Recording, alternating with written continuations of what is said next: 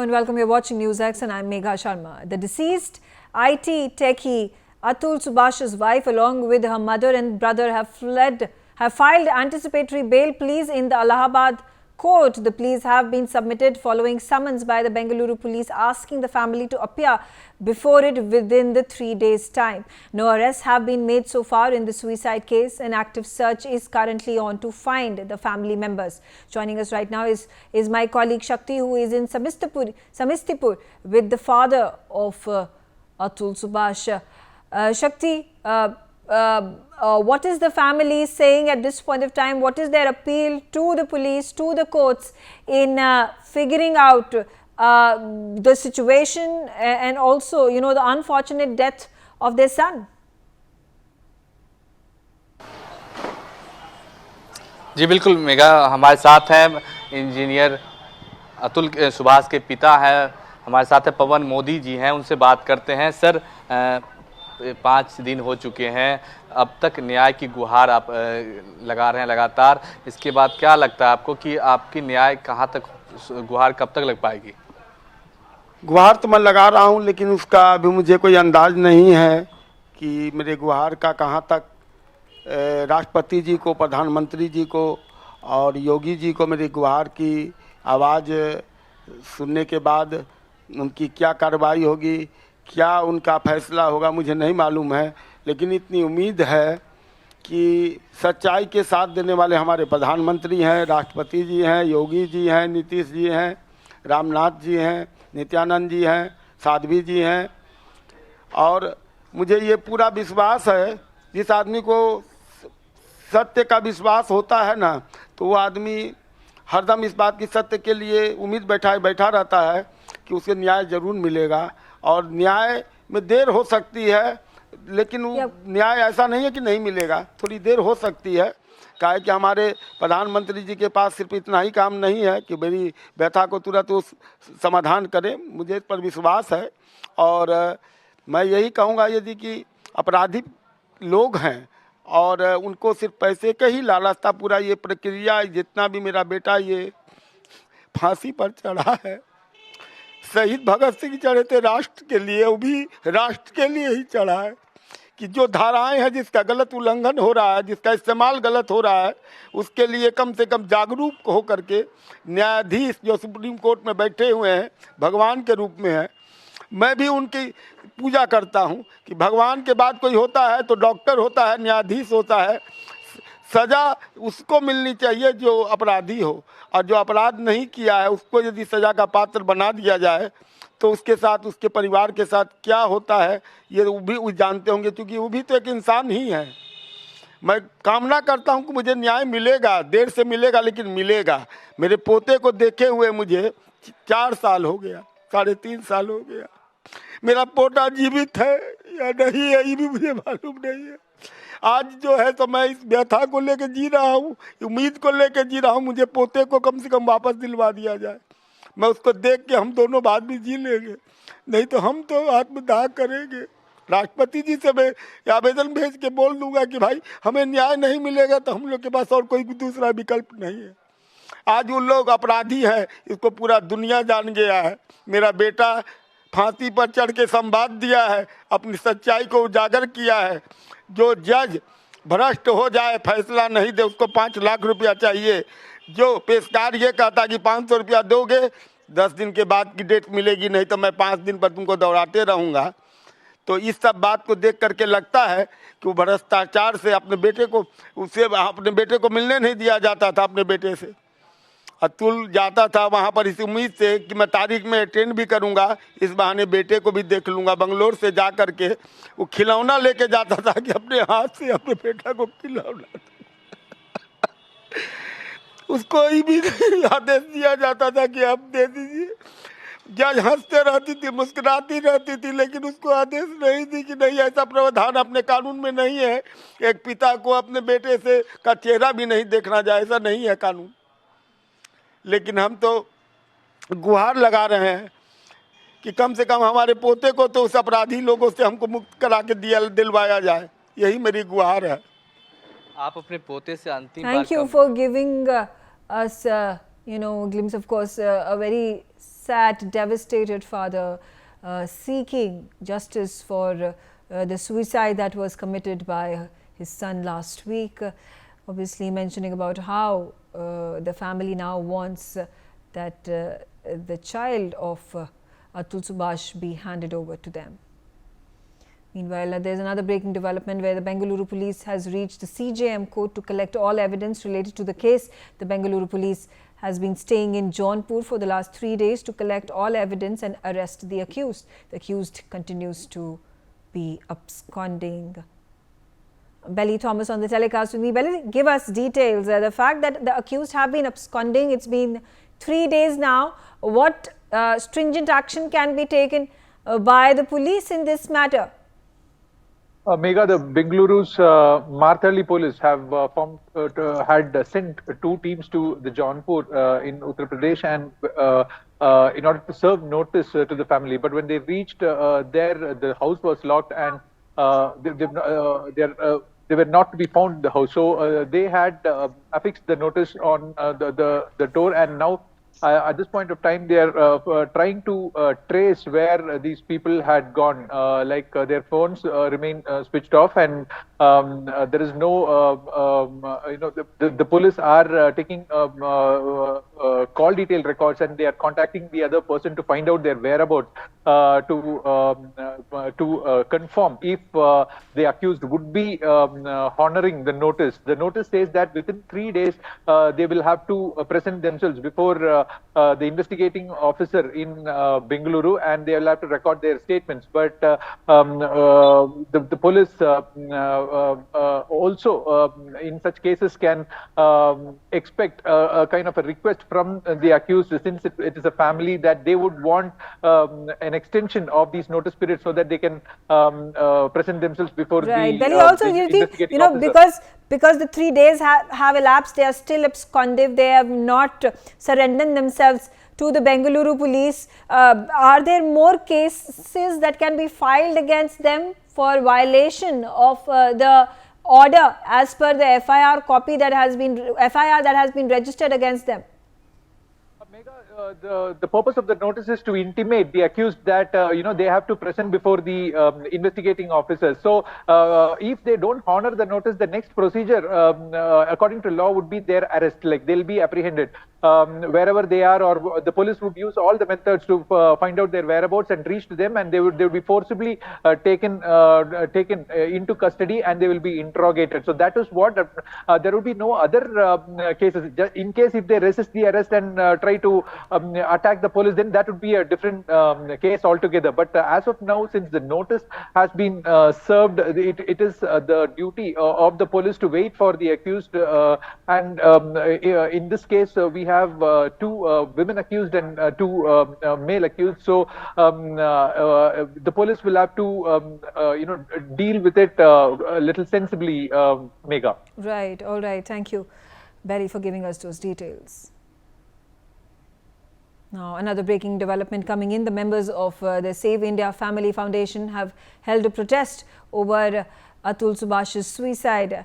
They are holding placards of "Justice is due." Team SIFF Varanasi pays tribute to Atul Subhash, demanding justice for him.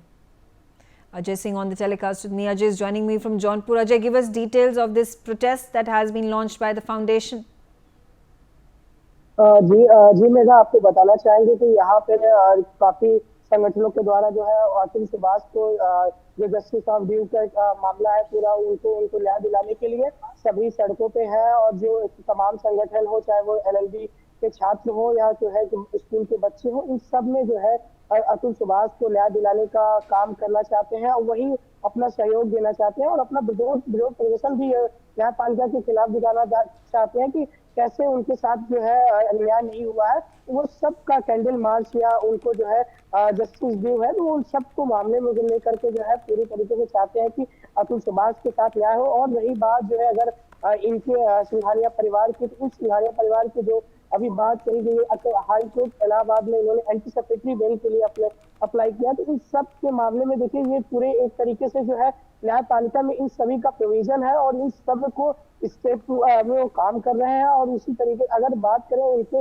Anticipatory bail अंतरिम bell होती है, इसको जो है ये एक परमानेंट बेल नहीं होती। तो इनको एक बार तो बेंगलुरु जा करके इनको बेल कराना होगा और अगर जो 3 दिन के अंदर इनको जांच अधिकारी के समक्ष प्रस्तुत होकर के अपनी बात को रखना है, इनके साथ जो है कन्वर्सेशन करना है, सारी चीजें रखनी है। तो उन सब पहलुओं पर अगर ये जांच में सहयोग नहीं करेंगे तो इनको लेकर के जो है और Bengaluru police ji, all right, thank you for giving me those updates. We'll keep a close track on those developments coming in from Jaunpur. Meanwhile, let's bring in my panelists into the discussion. Let me get in Naveen Chomal, senior lawyer, who joins me on the telecast right now. And Mr. Naveen Chomal, there was a very significant remark that was made by the former Chief Justice of India, D.Y. Chandrachud, and he spoke about how there needed to be a complete reform of the legal system when it comes to handling marital disputes and marital conflicts. He observed that in the current milieu of things, how the world has evolved, how marital relations have evolved over the decades, the judiciary finds itself to be incompetent to tackle these complex marital affairs, marital conflicts. How do you view this situation that has obviously caused quite the chaos, a lot of concern amongst people across the country after Atul Subhash took his life? Exactly. The marital relations are often very complex, and though the judiciary has miserably failed in our country to handle these cases and do justice in true sense, I think we need to have a proper overhaul of the laws governing these marital relations and the penal provisions of them. See, there is no denying the fact that for a long period of time, there has been injustice on the woman and they are vulnerable also. So there must be laws to protect the woman in all sense, in various ways penetrating into the houses. But at the same time, the law should also be prudent enough to ensure that the woman also, the in-laws from the side of the woman also, they don't misuse this law to harass the man and ultimately destroy the family. Naturally, the sympathy of the judges has to be with the woman, and that is rightly so. There is a saying, of course, about the alimony, that she wept, and the judge wiped her tears using my checkbook. So this was what happens, and in this case exactly same thing has happened, and apparently here there may have been some disputes between the spouses, but the victim was not the woman, but ultimately Atul Subhash proved to be victim of the system, the false allegations by the wife. She had not spared him in any way. Ali made so many allegations which we as a lawyers with 30 years of practice in this field understand. We can sense that they are all, what you say, guided by some person having a sharp legal mind, like about the. So then, Naveen Chomal, what are the amendments that are required today in handling marital conflicts to ensure that from a fault-based theory, a mediator-based theory is adopted by the judiciary in resolving such disputes? See, the amendment in the laws that are required as on today are that certain counter penal provisions against the woman also, that whenever the allegations against the men are found to be incorrect and false and with malignant intentions, the woman should also be taken to task very seriously. And apart therefrom, the judges should be given proper training how to handle the marital matters. Because see, our judiciary has been utter failure in many cases. Even in anti-corruption cases, the judges have failed to the society. So ultimately, those cases are not so complex, but the relations between spouses are indeed very complex. So we cannot what you say, have a black and white that the wife is correct and husband is wrong, or vice versa. So judges need to have proper training to understand the marital issues, and they should not end up in the situation where she wept and the judge wiped her tears using my checkbook. Okay, all right. So ultimately, Advocate Naveen, so I'm going to ask specifics. Now, what are these laws that protect a woman in a marital dispute when it comes to cases of divorce? And again, what are those specific laws that could be amended, or do you think inclusion needs to be made to safeguard the rights of a man in such a dispute as well?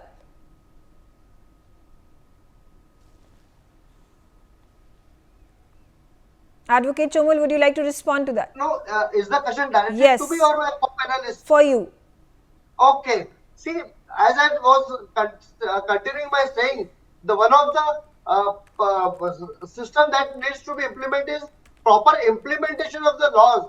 So the laws today are reasonably okay, except what I said, that there should be the penal provision even for the woman. As in POXO cases, there is a provision that anybody making false allegation will be taken to task. Same way in the laws of dowry allegations and other sexual allegations by wife, there should be provisions where if the allegations are found to be malified and false, they should be taken to task. But apart therefrom, the marital relations are the backbone of our society. So what I feel that the law should be implemented in a very prudent manner, and the judges should be far more specialized. Maybe more senior judges should be given the task of handling the marital matters, and there should be some more number of special courts, more sensitive towards both the sides. Okay. I don't want those situations where even women are landing in a pitiable situation. Okay, all right. I have with me Nirmal Kaur. Nirmal Kaur, in a situation today, what we are again getting to know is the family continues to abscond. The Bengaluru police has arrived in their hometown, but they're still not being able to track the whereabouts of the family members of the girl. Does this then be taken as violation of the notice that has been issued, that they present themselves, surrender themselves in front of the police? And if this is not being followed, this notice is not being followed by the family members, what more cases can be filed against them for violation of this order? See, this is very unfortunate that the incident happened, and the wife and her family who were at Jaunpur have fled, and they have left for some unknown destination, and through their lawyers they have filed for anticipatory bail. You know, the thing is, if they fail to appear, then their process and warrant. If they cannot be arrested, or if they don't present themselves for questioning, then jisko kurki jabti bolte hai, that is open to law. Warrant nikalenge, और फिर warrant के बाद processes and attachments will be made. That is there in law. But I think out here they just don't want to face the law. They want to, they want maybe the heat to die down, and they want maybe to be out on anticipatory bail before they face this questioning. So that is to perhaps save themselves the ignominy of being arrested, or being, like they want to talk to police from a very, very safe place where police cannot do anything about. But do you think there's anything wrong in seeking anticipatory bail? No, the court has to decide. Anticipatory bail the court has to give. They must have moved, as we read in the media, they moved the court. And the court will see the pros and cons, and court will see to it, and then anticipatory bail may or may not be granted. But I think they should present themselves for questioning if they have nothing to hide. Like all decent people, like whatever the cross-examination we were hearing is that the lady was alleging that she was beaten up by her father-in-law, mother-in-law, or brother-in-law, and on cross-examining, when they were asked how long, she said I've just met them for 2 days when I went to live with them after marriage. And then she was asked, have they come to your house to Bangalore? She said no. So within those 2 days, she's alleging that she was beaten up. Perhaps that was a highly exaggerated statement made at the behest of an advocate. But there are all these nitty-gritties, no? These details are going to emerge after they are interrogated, after the case is investigated thoroughly. At this point in time, we can't make these assumptions. There obviously can be conjecture with regards to what may have happened on the girl's side or what the boy has been claiming at this point of time. But again, not to make it a media trial, not to speculate, not to put the blame on one party or the other. This situation also becomes a pressure point for the Bengaluru police to perform, because they are under much pressure and there is demand for fast trial in the case. Marriage is the basis of all family, and family is the basis of all creation. Universe, our world as we see it. And if marriage is on such kind of fake footings, and so with such kind of distrust and such kind of mutual blaming things and exaggerating and taking things beyond a point, this was bound to happen. Now that this sad thing has happened, the law must take its course, and if that statement is taken as dying declaration, what he wrote, the evidence he left behind just before he committed suicide, then a lot of, as dying declaration, if that is followed up, I'm sure a number of heads will fall.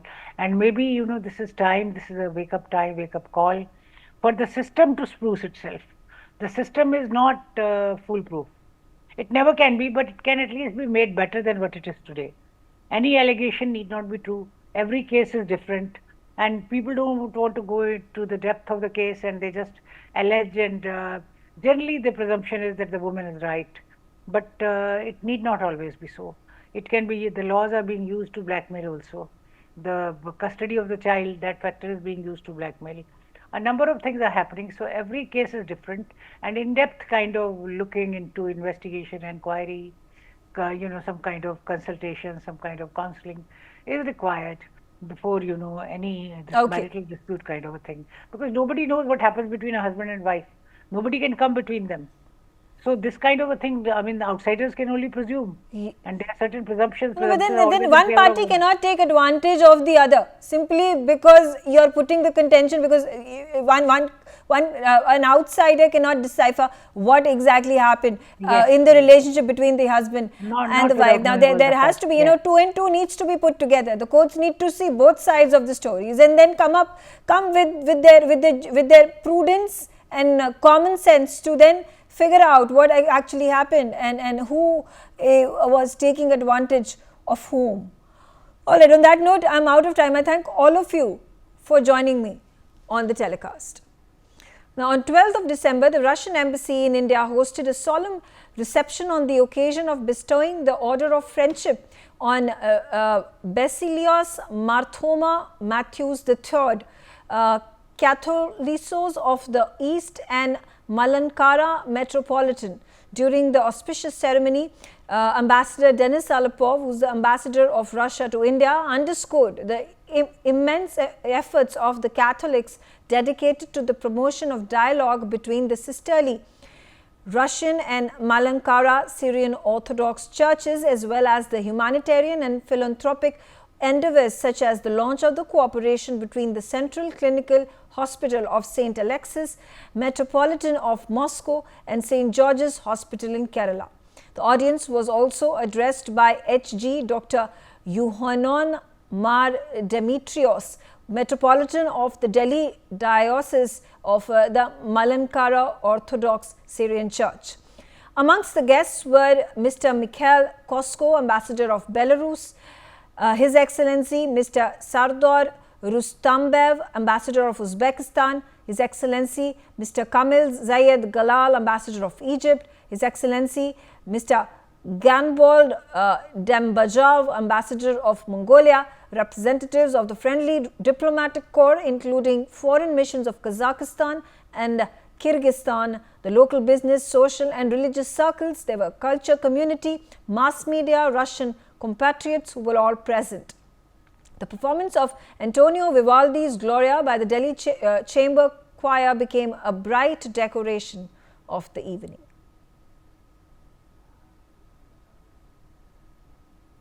On that note, I slip into a short break. Thanks for watching NewsX.